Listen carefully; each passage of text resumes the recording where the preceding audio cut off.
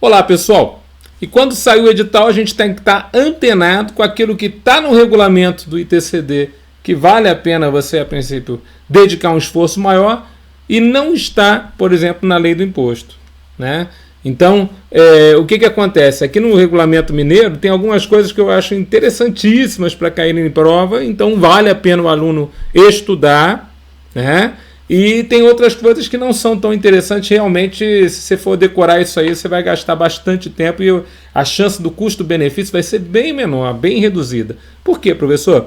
Porque tem coisas, por exemplo, eu vou lá na lei lá do IPVA mineiro em relação ao regulamento do IPVA. Aí tem todos os critérios para uma pessoa pedir isenção de um determinado veículo automotor lá do IPVA, tal, todos os documentos. Pode cair na prova? Pode. Chance de cair muito reduzida. É uma baita de uma obrigação acessória, assim, de valor, assim, é como se você falasse, não, você precisa apresentar esse documento.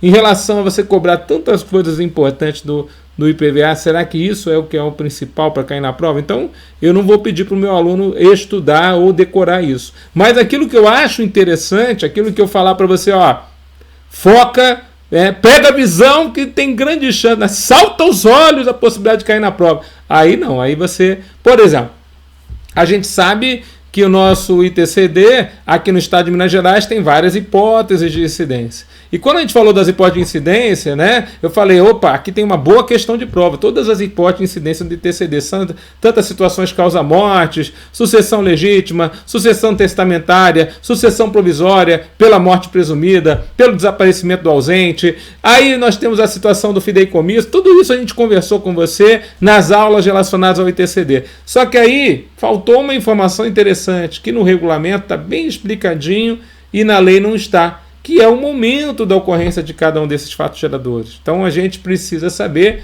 o aspecto temporal do fato gerador. Veja, o regulamento não está ali para poder, a princípio, criar hipótese nova de fato gerador do tributo. Mas o regulamento, de alguma forma, deixa mais explicado aquilo que faltou a explicação, aquilo que faltou, aquela informação legal para a gente poder levar para a prova. Então, vamos levar essa informação para a prova? Vamos pensar juntos a respeito dessa situação? Que tal você saber em que momento aconteceu o fato gerador do ITCD mineiro, para poder, inclusive... Aí você não vai se assustar na hora da prova se o camarada colocar, ó, segundo a lei do ITCD de Minas Gerais, aí depois ele colocar em outra questão, segundo o regulamento do imposto, ocorre o fato gerador no seguinte momento. Aí você fala, putz, eu não li esse negócio.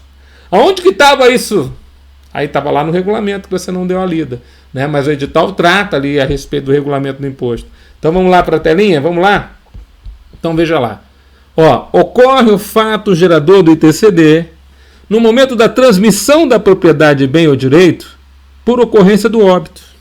Então, no óbito, transmite-se a propriedade do bem ou direito, né? Quando ocorre o momento do fato gerador, é a ocorrência do óbito. É o que nós chamamos da data da abertura da sucessão. Então, uma pessoa faleceu, o decúdice faleceu, aconteceu o óbito, nasce o fato gerador do nosso ITCD, causa mortes, ou mortes causa, como a princípio cai em prova. Então, na idade, ocorreu o óbito. Então, eu fiz o quê? Eu até assinalei com vermelho os momentos, porque são importantes instantes onde nasce a ocorrência do fato gerador aqui para nós. 2. No ato em que ocorrer a transmissão de propriedade, bem ou direito, por meio do fideicomisso. Quando é que acontece a transmissão da propriedade do bem e direito? Provavelmente, no fideicomisso, tem duas situações, né?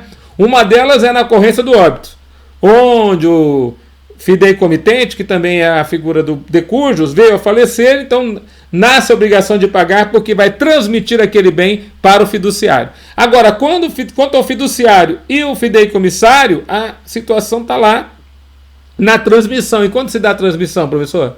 No implemento da condição. Qual que é a condição que o decúdio deixou lá para poder passar os bens para o fideicomissário? Ele deixou que a prole eventual tem que nascer e completar 18 anos. A prole eventual tem que nascer e, a princípio, tem que nascer. A prole eventual tem que nascer e completar faculdade. Eu não sei que vai cair na prova. Vai haver alguma condição. Então ele fala, quando houver a transmissão, claro que em implemento dessa condição vai haver transmissão. Houve a transmissão, fato gerador do ITCD aqui no Estado Mineiro, entre o fiduciário e o fideicomissário. Outro momento, na doação a qualquer título. Então houve a doação, fato gerador do tributo. Né? Ainda que seja por um adiantamento de legítima, mesmo que seja uma antecipação da legítima que só haveria após a morte, ou seja, é quando, né, a pessoa que está, né, já preocupada com a sua herança já vai fazer a doação em vida, ainda no adiantamento da legítima, o fato gerador se dá na doação.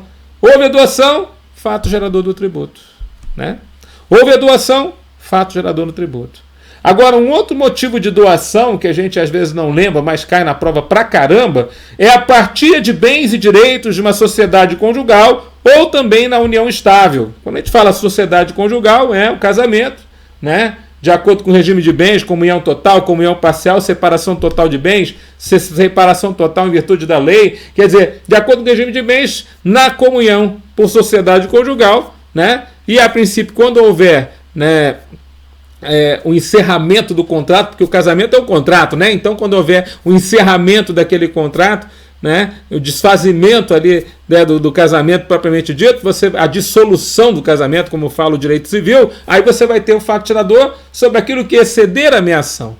Meação não é uma transmissão de direitos. Vou falar de novo. Meação, a gente já viu isso na aula anterior. Só estou revisando, porque revisar é viver, né? Isso faz parte da tua mente. A tua mente, ela guarda aquilo que você revisa. E quem sabe a voz do tudão entrando na tua mente, a gente consegue fazer com que isso apareça lá na prova de uma forma irrefutável. Tudão, eu lembrei de você dando aqueles gritos maravilhosos na minha mente, falando ali, vai cair na prova. O famoso tomara que caia. Salta os olhos a possibilidade de cair na prova esse tema que a gente pegou aqui para você. Então, leva para a prova.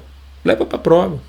Então, o que acontece? Na união estável não tem, né, o que se falar de fato gerador do ITCD. Agora, na dissolução da união estável, aquilo que exceder a metade de cada um, né, porque a união estável para nós no direito civil, trazendo ao direito tributário, nós vamos dizer que é na união estável os direitos dos que estão ali na união estável é metade para cada um, metade do que eles fizeram em comum. É como se fosse uma comunhão parcial de bens. Tudo que fizeram depois da consideração da união estável mesmo, foram lá em cartório, registraram em cartório essa união estável, tudo que fizeram depois é metade de um, metade do outro. Só que aquilo que exceder a meação, então ele fala isso, né? Olha lá. Na partilha de bens e direitos da sociedade conjugal ou da união estável, vai haver a incidência sobre o que exceder a meação. Então ocorre o fato gerador do imposto quando há excesso de meação. Outra situação bastante interessante para a prova é essa aqui, ó, que pode aparecer na prova como desistência, mas pode aparecer na prova como renúncia. Desistência ou renúncia são termos muito similares que se referem a você não aceitar, né? O herdeiro não aceitar aquilo que lhe cabe na herança. O legatário não aceitar aquilo que lhe cabe no testamento. Então eles abrem mão de um direito. Abrir mão de um direito não há problema algum, não há transmissão de titularidade. Se você abrir para que volte para o monte, a renúncia, né, abdicativa, a desistência é abdicativa. Eu estou abdicando do meu direito, está voltando tudo para o monte mora e aí depois se divide aquilo que eu abdiquei. Tudo bem? Agora, quando a renúncia é translativa, ou você, a princípio, determina um beneficiário, é como se você aceitasse a herança e doasse para essa pessoa. Então você tem dois fatos geradores do ITCD, um causa mortes, outro entre vivos. Então o que ele fala aqui, ó, na desistência da herança ou legado, vai haver fato gerador quando houver a determinação do beneficiário. Vou chamar de um terceiro. Então quando esse beneficiário aparecer, é o terceiro. Vai haver a incidência do imposto. Tudo bem? O que mais? Na instituição do usufruto, quando não oneroso. Quando você institui o usufruto nada mais é que um direito real sobre bens de terceiros. Quando uma pessoa institui o usufruto sobre a sua terra, por exemplo, ela vai entregar o direito de usar e dispor da terra e gozar dos frutos da terra para um terceiro. Então ela está entregando uma parte da propriedade, não a propriedade plena, mas uma parte da propriedade, que é o direito ao usufruto, para aquela pessoa para quem é usufrutuário. Essa transmissão de titularidade de bens também é fato gerador do nosso ITCD, claro, quando não oneroso. E também o recebimento de uma quantia depositada em conta bancária de poupança ou de conta corrente em nome do decurso. Então, se você, ao invés de receber, né, herança, legado, dentro da herança e do legado você está recebendo uma quantia que estava na conta do decurso, também tem fato gerador do nosso imposto aqui. Tá certo? Tem fato gerador do nosso ITCD. Então, por favor, guardem essas 7 situações de momentos de fato gerador do ITCD no estado de Minas Gerais, previstos no regulamento do imposto. Então, quem estudou a lei, agora acrescenta esse texto importante para o regulamento do imposto. Agora, também no artigo 3º, veja, estou falando só do regulamento agora, tá? Regulamento do ITCD mineiro, aprovado pelo decreto 43981, de 3/3/2005. Então ele fala assim, ó, ocorre o fato gerador, ele está falando ainda do artigo 3º, aspecto temporal. E aí ele dá 2 informações importantes, né? Ocorrem tantos fatos geradores distintos quantos forem herdeiros ou legatários na situação causa-mortes. Ocorre tantos fatos geradores distintos quantos foram os donatários na situação por doação. Então é interessante, né? Às vezes a pessoa veio a falecer e tinha lá 10 herdeiros, são 10 fatos geradores. Você vai ver que vai ser uma guia para cada um dos herdeiros, uma guia para cada um dos legatários. A mesma coisa na doação. Então a pessoa resolve... Outro dia eu estava fiscalizando ITCD, eu sou fiscal aqui de São Paulo há 24 anos, eu nunca tinha passado por uma situação daquela. O senhorzinho foi lá até no posto fiscal, porque ele esqueceu de pagar o ITCD de uma das doações, das 30 e tantas doações que ele fez em vida. E eu nunca tinha visto aquilo. Aí tomei a curiosidade de falar, poxa, o senhor doou para 30 e tantas pessoas. Eu vejo que algumas têm seu sobrenome, outras não. Aí ele foi falar, ele contou a história dele e falou, olha, eu sou uma pessoa que angariei muitos bens durante a minha vida e eu quero ajudar essas pessoas, né, da minha família antes de eu falecer. Eu tenho o suficiente para poder me manter junto com a minha esposa. Então ele fez doação para os filhos, para os netos. Aí como tem vários netos, alguns já tinham se separado das esposas, então as esposas estavam com os filhos dos netos, ou seja, com os bisnetos. Ele fez o quê? Ele fez doação para as esposas, por isso que não tinha o nome dele, para as esposas dos filhos, né, ex-esposa dos filhos, mãe dos seus bisnetos, e fez doação para eles também. Foram mais de 30 doações. Aí teve uma lá que ele errou, ele foi lá ter que pagar lá. Eu falei assim, poxa, parabéns pelo gesto, o gesto nobre, né? A gente está lá fiscalizando, mas sabe, de vez em quando acontece uma coisa assim, você fala assim, meu Deus, que interessante, que coisa maravilhosa, né? A pessoa, né, já fez em vida, não vai ter quebra-pau. E ele entregou para quem ele queria, deve ter reunido toda a família e falou assim, ó, gente, ninguém vai brigar. Eu vou dar um pouco para todo mundo. Inclusive para a ex-esposa, sabe? Ele já fez a divisão, meu querido. Não vai ter briga. Eita, nós, eu gostei dessa história. E é real, tá? Não é só história, não. É real. Bom, vamos lá. O regulamento do ITCD tem um artigo 4A que fala de uma não incidência que não está prevista na lei propriamente dita. Está em outra lei, mas não na lei efetiva da criação do ITCD aqui no estado. Então, na realidade, olha só o que está escrito aqui. Até marquei já, né, o artigo 4A do regulamento do ITCD mineiro. O ITCD não incide na concessão gratuita do domínio de terras devolutas promovidas pelo Estado. O que é uma terra devoluta? Terra sem dono, né? É interessante que essas terras sem dono, que são do Estado, ele pode entregar para quem ele quiser. É do tempo lá das capitanias hereditárias. É muito antigo esse troço. Mas o que acontece? Se o Estado de Minas Gerais vai entregar a terra devoluta, que é dele, para alguém, é um direito dele. Não vou fazer o Estado, né, cobrar ITCD de quem vai receber a terra devoluta. Normalmente isso aqui está relacionado a pessoas com menor poder aquisitivo, que não tem condições de comprar a terra. Então ele vai lá e causa uma não incidência. Veja, não é isenção. É uma não incidência prevista em lei estadual, 11.020, de 8 de janeiro de 93. Tudo bem? Bom, outra situação aqui, ó, artigo 4B, também achei interessante. Ó. Não se considera oriundo de transmissão causa-mortes o benefício devido em razão do óbito do titular de plano de previdência privada. Então, eu estou lá nas não incidências. Né? Então, o camarada faleceu e ele tinha um plano de previdência privada ou assemelhado após a sua aposentadoria, quando, a partir desta data, o referido plano tenha se convertido em contrato de risco. Parágrafo único. Para efeitos do caput, considera-se contrato de risco aquele que possui caráter aleatório, em que, de um lado, não se pode assegurar ao titular ou eventual beneficiário um retorno proporcional aos montantes pagos, ou que sequer haverá algum retorno.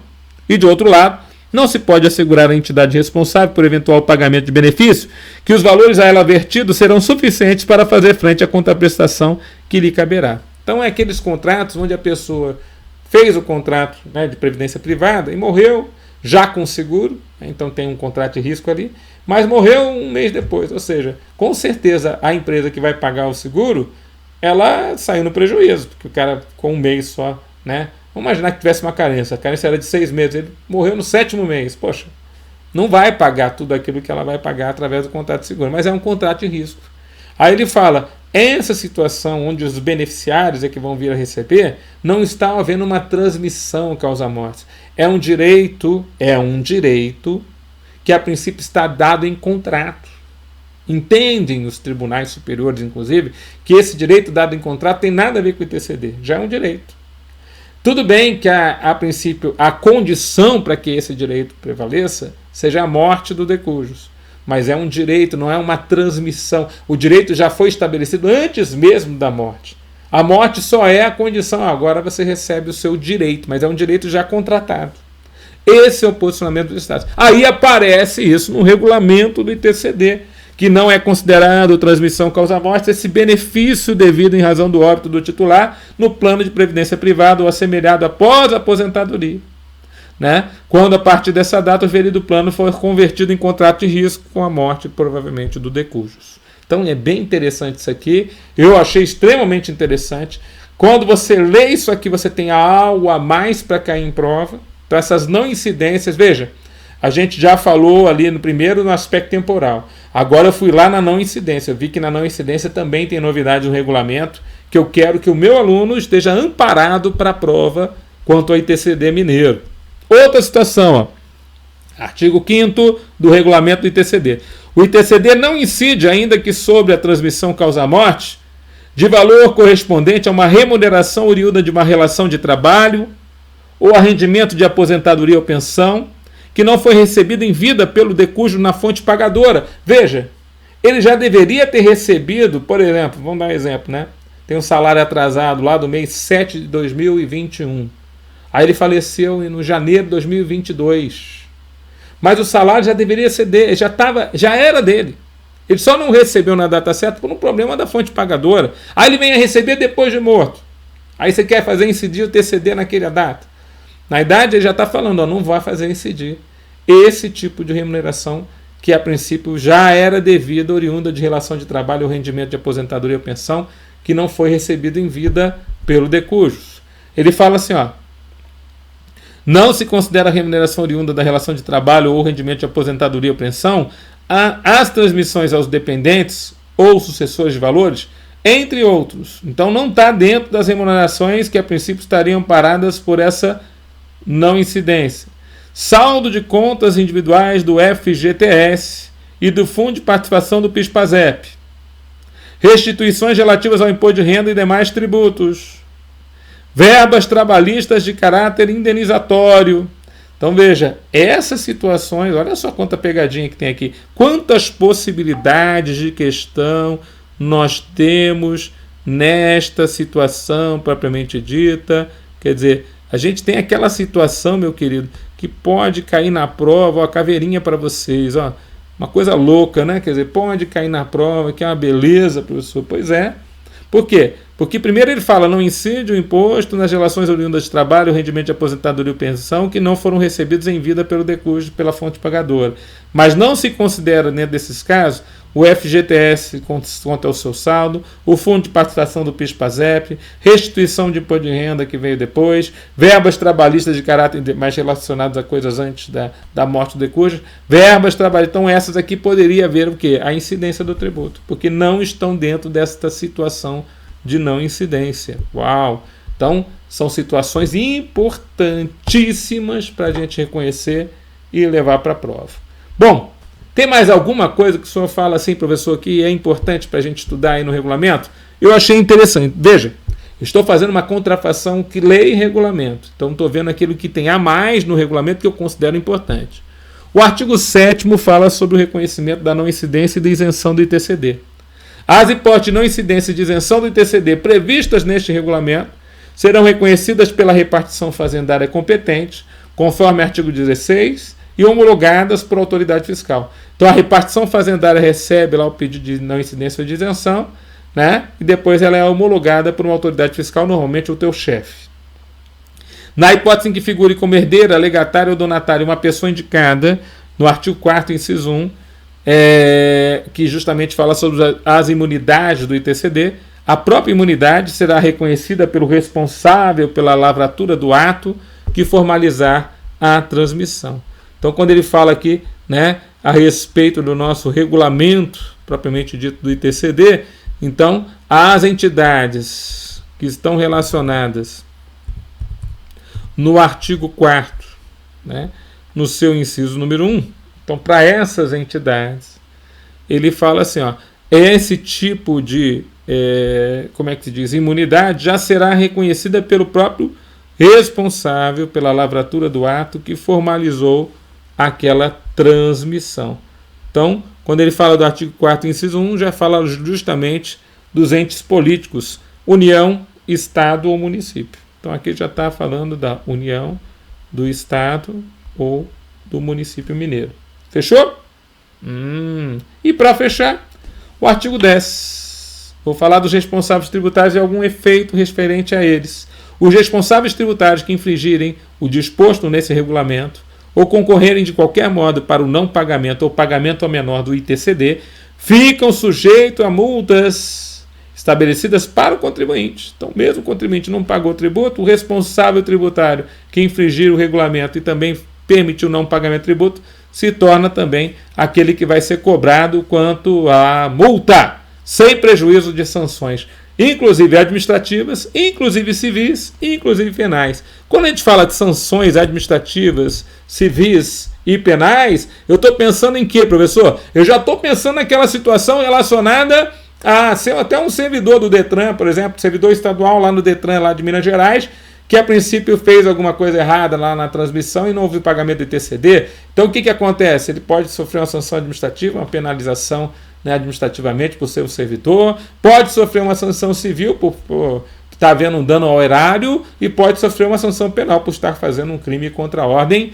tributária. Então tudo isso pode acontecer com esse servidor. Tá bom, pessoal? Só passei aqui para dar esse detalhinho a respeito de diferenças importantes que eu vejo entre a lei do imposto e o regulamento do imposto e aquilo que salta aos olhos que pode cair na tua prova. Só vou lembrar você, nós vamos invadir Minas Gerais! Chega junto! E até a próxima! Aguenta coração que, professor, estou para cima dessa prova. Detonando, pessoal. Até a próxima.